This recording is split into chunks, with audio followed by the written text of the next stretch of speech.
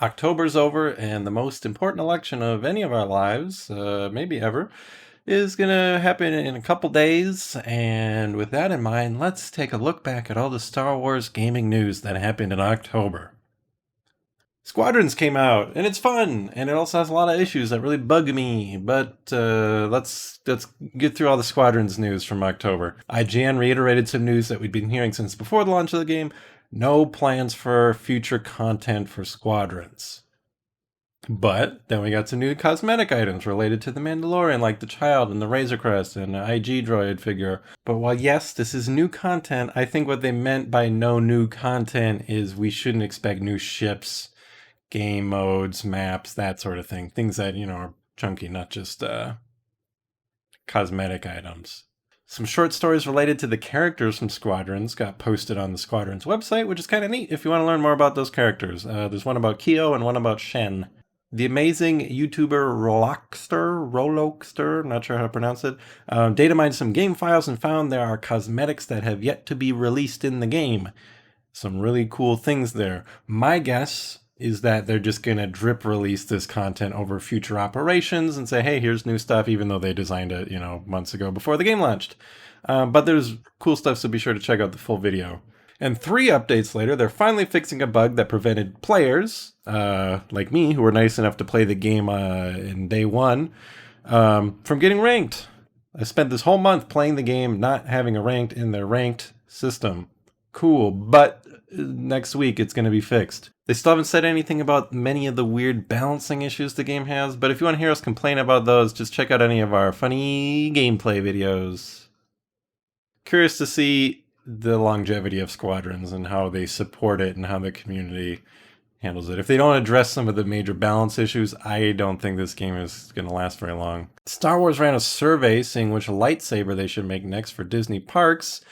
And the lightsaber of our boy Cal Kestis was the winner, so if you need an official replica of Cal's saber from Fallen Order, that'll be a thing eventually. I'm sure it'll cost like $200 and a trip to California or Florida. In VR news, everybody's favorite genre of gaming, ILM X Lab announced that a new pop-up experience called Lightsaber Dojo is coming to select locations on December 19th.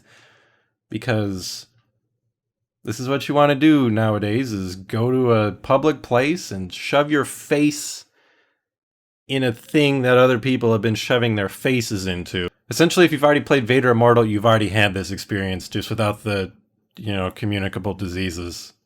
Otherwise, if you live in California or a handful of other non-California places, you can pay $10 to play it and get your name on a leaderboard like an old arcade game. It's just the Lightsaber Dojo from Vader Immortal.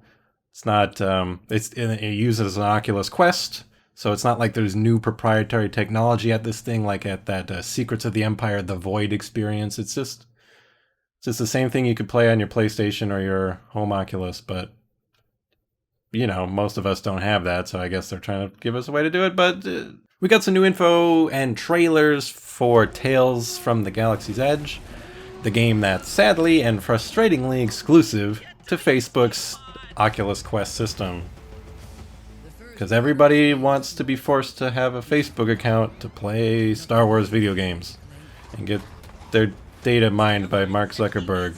We got an official trailer for the game that shows that you can play space starts and get spooked by a Porg. And then we got a bit more info about what's up with Yoda in this game. Last time we were like, why is Yoda in this game?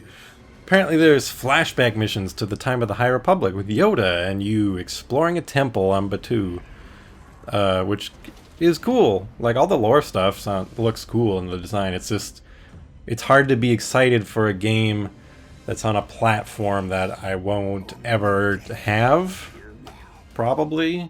And StarWars.com did an interview with ILMX Lab about the game and the story and how they're progressing the VR experience for gamers, which is cool. I'm sure they're kind of on the front edge of all that, but, almost all of us will never play this game. We already talked about some Mandalorian content for Squadrons, but let's take a look at all the other Mandalorian stuff that popped up. Microsoft revealed a custom Mandalorian-themed Xbox controller for $170, which is way too much for a standard controller, but whatever. Galaxy of Heroes is getting Kuil and IG-11 with more new Mandalorian content coming to the game as Season 2 of the show goes on, if you play that game. Do people still play that? I think they do. Whatever the fuck Disney Emoji Blitz is getting Mandalorian emojis. If you can't afford one of the overpriced child collectibles to put in your home, you can now get one for free in Sims 4. Also in Sims 4, the Journey to Batuu expansion's half off until Armistice Day. And Star Wars Pinball's getting a Mandalorian table. Apparently that game's very good. I've never played it, and I've never heard of another human being who has played it, but somehow I've also heard that it is a good game. And the Old Republic is releasing some new gear and outfits inspired by The Mandalorian. That's all the Mandalorian stuff, just cosmetics all around. Finally, in video game news, Episode 1 Racers available on Xbox. It's now available everywhere. It's available on Xbox, on PlayStation, on Switch, on PC. So that's all the video game news. On to the tabletop stuff. The Op did an extended demo interview about the upcoming game Talisman Star Wars, which I might remind you is only available in Europe, the Middle East, and Asia regions. So if you live in North America, among all the other problems, you can add this one to the list. Every character is designed to reflect their personality and abilities from the various Star Wars stories.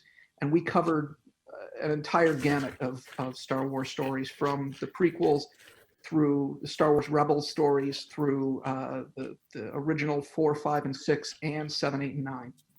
And there we have the busts of these characters are gorgeous, and the illustrations are fantastic as well. And if you look closely, you can see that each of the characters has their lightsaber there in the base of the bust as well.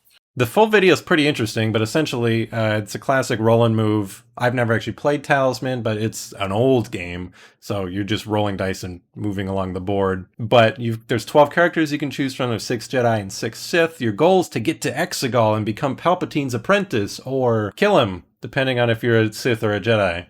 And you'll encounter other characters at different locations along your journey who will treat you differently depending on if you're Jedi or Sith.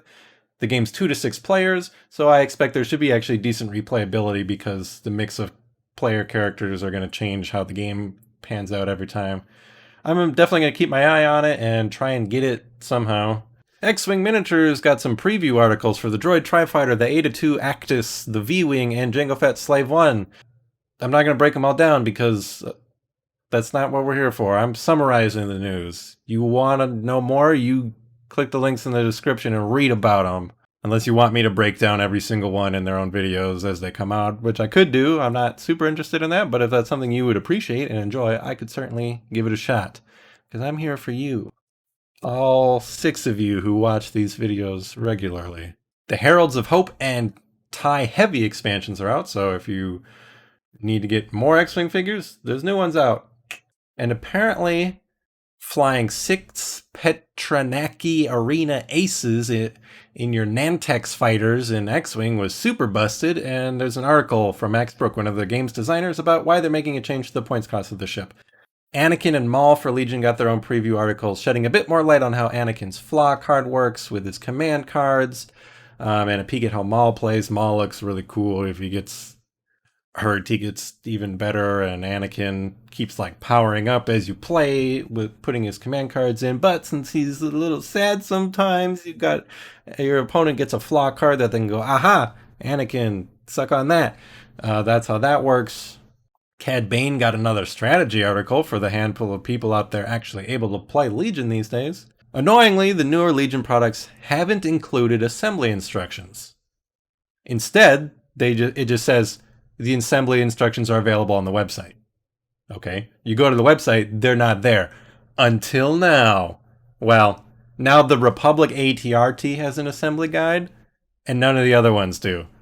It's really weird that they're selling products that say go online for the assembly guide when there are no assembly guides online, except for the Republic ATRT. And I think the Clone Wars core set, but that's been there since forever. And it's weird. And finally, they announced a super cool, fancy, special edition pilot-looking Commander Luke Skywalker expansion. It's so good looking, and I love all the different sculpt options.